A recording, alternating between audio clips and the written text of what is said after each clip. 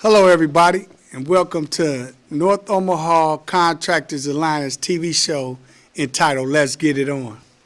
Today's topics, it's going to be a good one today. Well, today, what we always like to start out is how North Omaha Contractors got established. Back in probably 2009 of August, a lot of the contractors we came together because we was wondering why it wasn't enough work going around. How come we wasn't getting no work? So we decided that if we come together as a big organization, then we can battle these things easier than if you just battle them by yourself. See, can't nobody do nothing by themselves anymore. It's a collective body that can get things done, especially the way Omaha is ran. You know, this is like one of the few cities in the union that it seemed like it's no like leadership, because the leaders that are in place, they just follow their fellowship. You know, they follow whatever need to be followed. Because remember, like we always said, anybody could be a leader, but if you're a black leader, you're supposed to bring about some type of change. Like in our past, every black leader brought by some kind of change, whether it was civil rights, sitting on the back of the bus, whether it was voting, anything. A black leader brings change, usually for the better.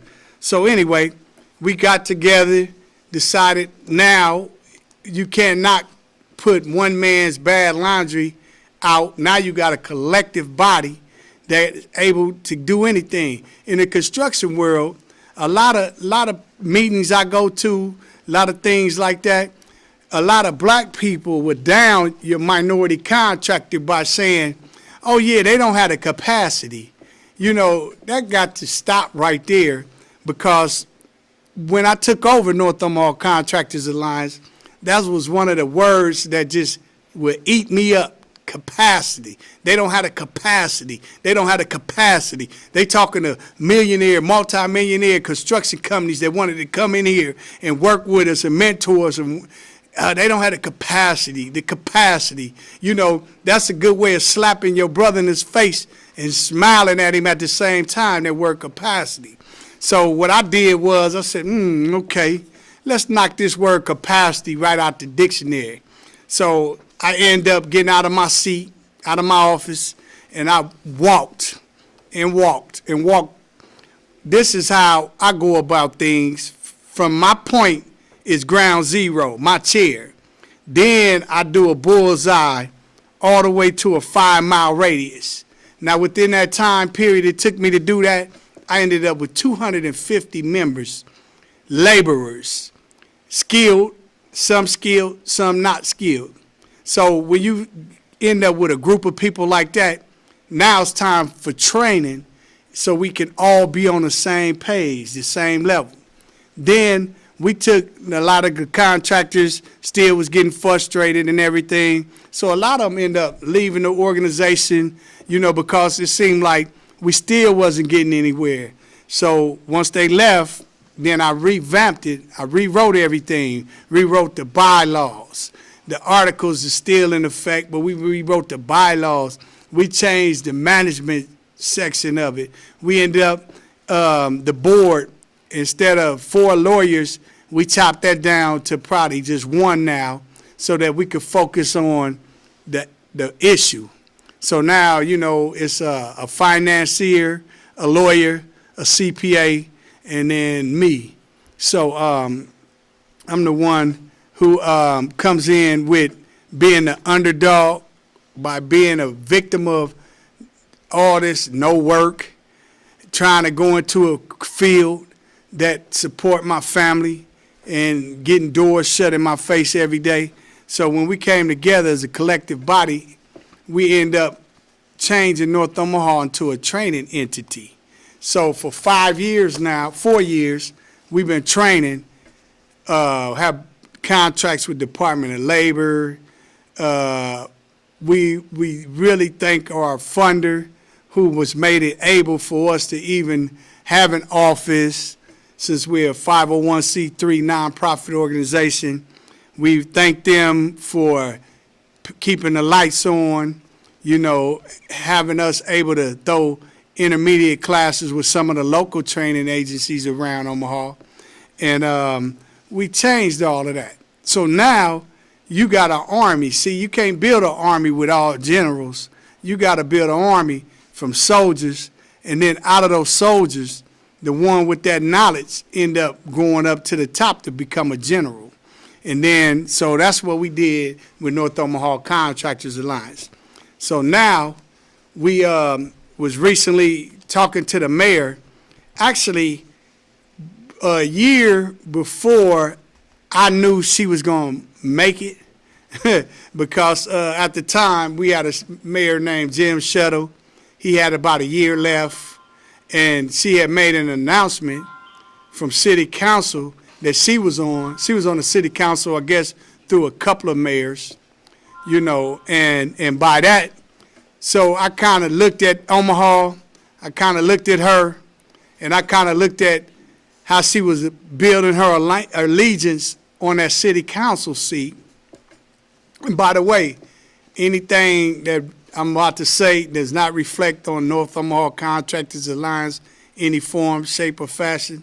This is just my opinion. I seen her form her allegiance. So a whole year out, I've been trying to have a meeting with her, because I seen her as not really being a construction type, savvy type of lady, you know, that would not really understand the smaller companies being, you know, from that old Richie side type of thing. If it's not Kiewit or Verona or Hawkins, you know, maybe she might think them the only ones exist. But what makes the economy drive, what makes keep people working crime down, is those little companies. So, because I noticed a lot on her city council run, a lot of stuff here in North Omaha, like I attended one meeting, the Seville Club.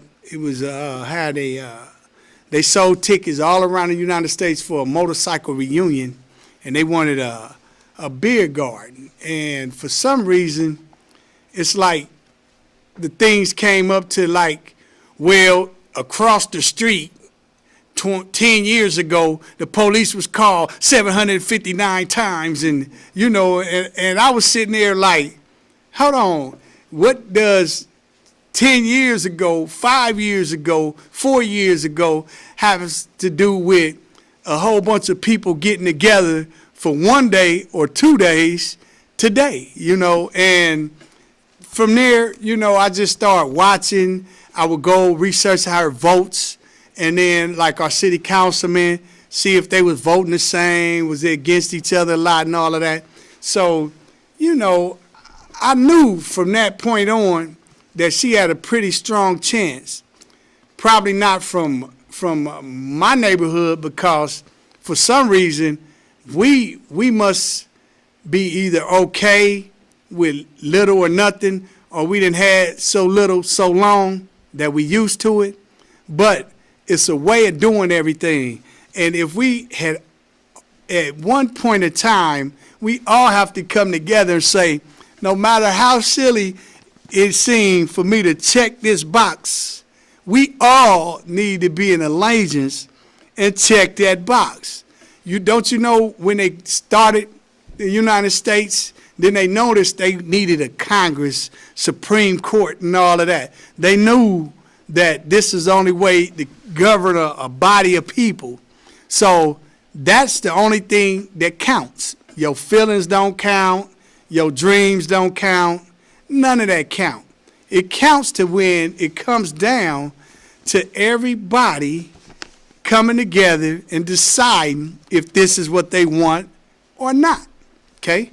So us as a community, we could have a lot of things, but for some reason, when it comes down to go ahead and check that box, we fall short. I don't know if it's, I thought back in the day, Martin Luther King and everybody, made it okay for a black man to vote. It's like 30 years ago, 40 years ago, 50 years ago, I think they said, okay, y'all could vote. So I wonder why we really don't turn out in strong numbers like that. But anyway, a whole year before I knew she was going to be the mayor, I was trying to get in contact with her to let her know that we really didn't like what was going on at that time, and that probably a change of pace would be beneficial for this area down here. And never could meet with her then. In about a year now, I've been steadily trying to meet with her, and I got close. I met a couple of her aides and things, but I've never ever got to meet her yet, because I noticed how her speeches are well put together. She's a great speaker, but there's some things down here that need to be addressed. And to me, I don't know about you, but when you have a lot of crime going on, it's other things to look as a solution other than hiring more police officers to lock up more folks. See, locking up folks ain't going to stop crime. That's just deterrent for a little while. And like me, sometimes, like I guess, you go to jail for a little while, you sit there and get mad, and you think of other ways like, man, I'm madder now than what I ever been, So really locking up people is not the solution. Here at North Omaha Contractors Alliance, I demonstrated it, that we have a solution. But you notice that whenever you got a solution to a major problem that makes money on top of money on top of money, 24/7, 7 days a week, and you sit down through holidays because you can't go to court till the day after the holiday. When you got something that can help hinder that, then oh man, seem like it's really hard to get out there and get it in place. 2010, I had just got my first contract with Department of Labor. 2010, just before then, 2006, 7, 8, and 9, we were starting getting on those murder lists. We already been on the sexual transmitted disease list. We was just breaking into a whole new era of worse things on a list that you could hold. That summer, I would say about 73 days, it was calm and peaceful here.